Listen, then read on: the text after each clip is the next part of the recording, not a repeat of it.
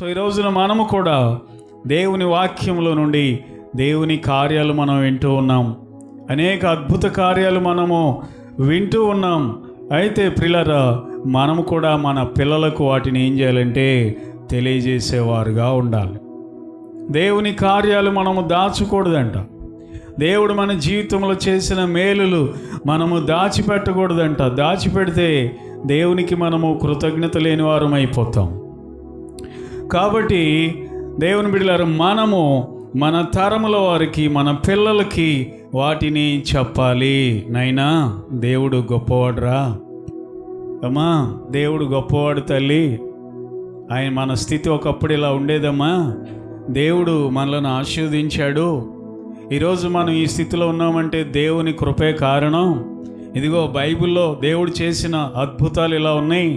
బైబిల్లోనే కాదు, మన జీవితంలో, మన కుటుంబంలో కూడా దేవుడు ఇలాంటి కార్యాలు చేశాడు అని మన పిల్లలకు మనము చెప్పేవారుగా ఉండాలంట. మనము దేవుడు చేసిన కార్యాలు దాచిపెట్టకూడదంట.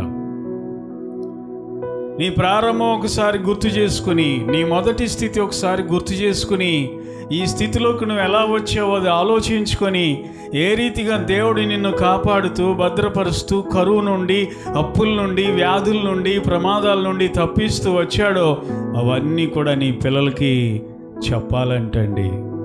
ఎందుకంటే ఈ భక్తి నీతోనే అంతమైపోకూడదు. ఈ భక్తి నీతోనే అంతమైపోకూడదు. సంఘము గొడ్రాలుగా ఉండకూడదు, పిల్లలను కనే సంఘముగా ఉండాలి.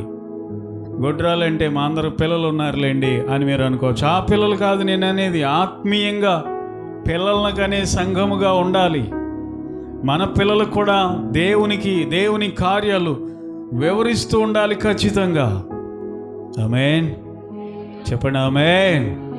కనుక ప్రియులారా, మనం ఏం చేయాలంట, దేవుని వాక్యంలో ఉన్న అద్భుతాలు మనము చదివి, మనము ధ్యానం చేసి, మనము నేర్చుకొని వాటిని మన పిల్లలకు కూడా అందించాలంట.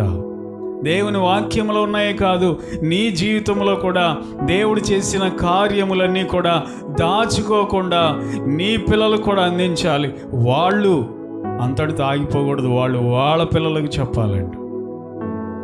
ఇలా పిల్లలకి దేవుని కార్యాలు మనము వివరించేవారుగా ఉండాలి అని ఆసాపు భక్తుడు చక్కని విషయాలు మనకి తెలియజేస్తూ ఉన్నాడు. దేవునికి స్తోత్రం కలుగును గాక. హల్లెలూయా, హల్లెలూయా.